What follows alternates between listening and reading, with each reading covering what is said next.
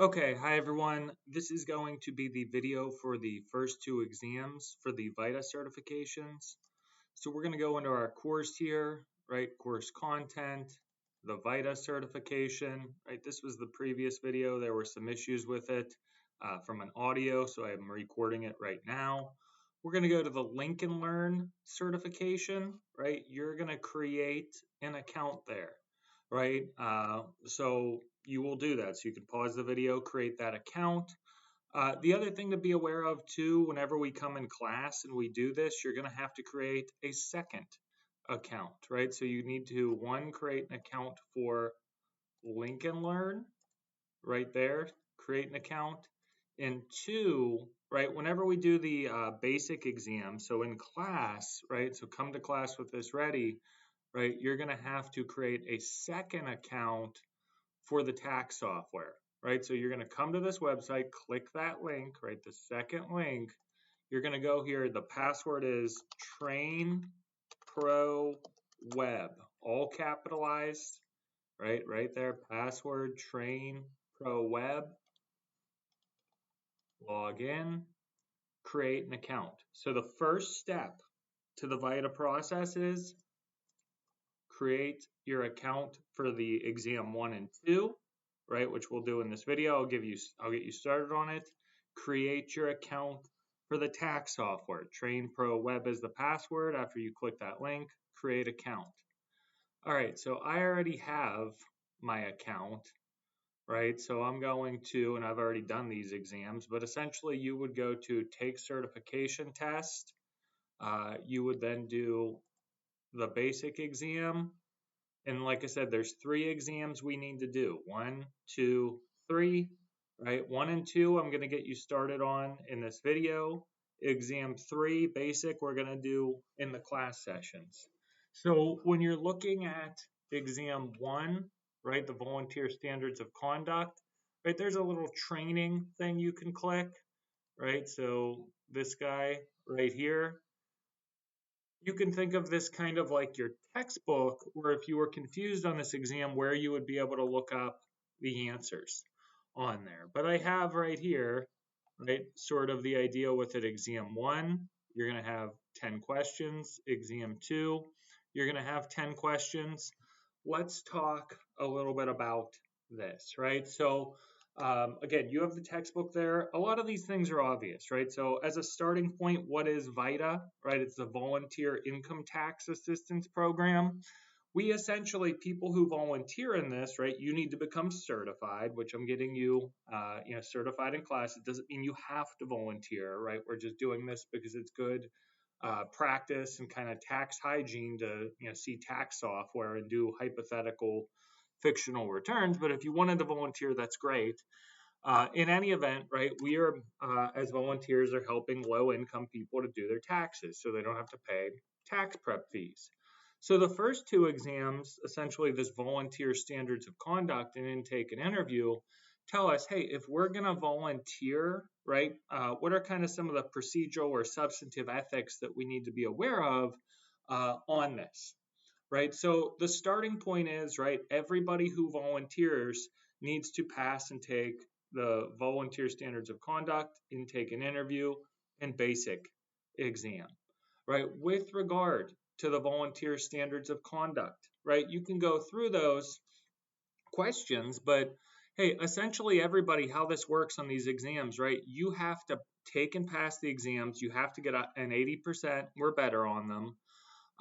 And essentially when you're done, right? Oh, there's the answer for the first one. Didn't mean to give that to you, but you can look at it, right? Everybody needs to take and pass with an 80%.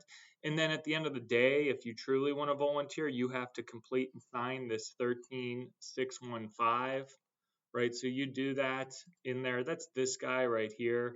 You could go down and look at it. It has like whether you pass the exams, but this guy right here basically says, hey, I passed the volunteer standards of conduct and I agree to uphold those when I'm volunteering, right? Imagine that we were volunteering. What are some of the ethics that we would care about here? Well, essentially one of the big things is, right, we can't take any money from the client, right? If we have somebody in who comes in and wants to get their tax return done and we're volunteering, we truly have to do it for free, right? No money from the client, right? No personal benefit, right? We can't just like direct them to our business, like, hey, we're doing your tax return. We sell insurance. Can we sell you some insurance while we're here? No, you have to truly do it for free. The other thing to be aware of is this is the client's money, right? Their refund, their tax return. You never can sign the client's check. You can never put the money in your account, right? The money has to go into the client's account on there. Likewise, if you want to volunteer, right, you have to meet like certain basic ethical requirements. In other words, if you were caught, stealing money, or if you were, having fraudulent behavior on your own tax return, you're not going to be able to volunteer on there. So I would say between this little short video, right, and then the associated textbook right here, if you want to look through there, you can do like Control F, but it's going to be pretty obvious, those 10 questions. You need to get 8 out of 10 right on there. So once you do that exam, right, the next one you would do is exam 2, intake and interview on there. Hey, here's some training documents, right? You can think of this like the textbook in there. You could go through this PDF, this PowerPoint, and kind of look up the answers if you wanted to. But if I were to kind of give you some of the basics, the lay of the land for the intake and interview, there's the first one, right? All certified volunteers participating must use 13614C. What does this mean, right? So when we have a client who comes in, right, because now we're looking at intake and interview, right? We have a client who comes in, we need to do intake on them, get their tax documents, and then interview them to follow up and get some questions on there. So when we have a client who comes in, like hypothetically, right, we would need to fill this out, this document right here, 13614C. We essentially would give this to the client, like in the same way you go to the doctor, right? When you go to the doctor, they're like, can you please do this form before they let you see the doctor? We give them to them, the client, and then we basically say, can you please give you and your wife's name, fill this out. Hey, do you have any dependents down here? What type of income did you have? Right? All those. And then at the end, hey, do you want to sign off on this? So we give this to them. We follow up on any missing information, right? Like, hey, you didn't fill in that box, or, that one item there, we need some clarification on, right? So we get that. That's kind of the starting point with it, the 13614C. We give it to them, they fill it out, they give it back to us with their tax documents, and then we prepare their return. We will talk about in the basic exam the procedure for preparing the return using that tax software where you created that secondary account. But for right now, right, we're focused on just the intake and interview. What are some things that you need to be aware of here?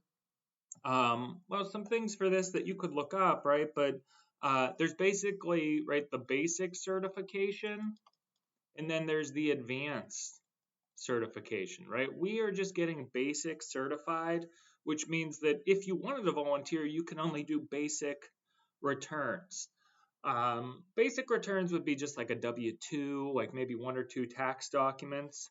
That's in distinction to advanced certification, which you would need to do, say for example, the client has a Schedule C, maybe they drive Uber or something. Say for example, the client has an unreported tip income, right? You would need to be advanced certified to do that on there. But essentially what happens is, right, the client comes in, they give us the documents. We make sure that we're the appropriate certification for that. We have to determine, right, is this in scope, right, that we meet the correct criteria on there. So one of the questions says, hey, there's a document 4299 that's related to privacy on there. This one has nothing really to do with whether the client is in scope, right? We would use the rules and the other kind of areas to tell us if a client is in scope.